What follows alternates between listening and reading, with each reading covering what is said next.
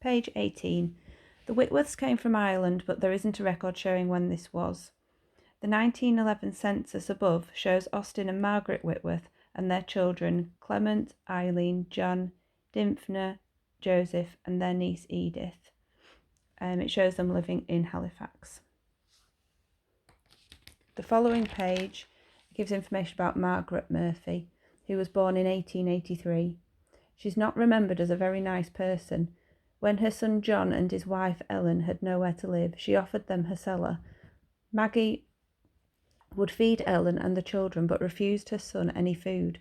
She made their lives miserable, so they left as quickly as they could and moved to Raglan Street. Margaret died aged 73 after falling down the stairs. As the newspaper article above suggests, Margaret had been in poor health. She died in hospital 4 days after the fall. The newspaper clippings say, "Fatal fall down steps. Elderly woman's death from fractured skull." A verdict of accidental death was recorded at the Halifax inquest today on Mrs. Margaret Whitworth, 73, of 17 Colbeck Street, Halifax, who died in Halifax General Hospital on Thursday after a fall at her home on Sunday. Her husband, Austin Whitworth, said she had been in poor health for some time and was not too good on her feet. "Last Saturday night she seemed better than she had done for some time," he said. At about 2:30 a.m. he heard a loud noise and found his wife lying unconscious at the bottom of the cellar steps. She was taken by ambulance to the General Hospital, where she died on Thursday without regaining consciousness. Dr. J. W. Weston, Halifax assistant pathologist, said death was due to a fractured skull and hemorrhage.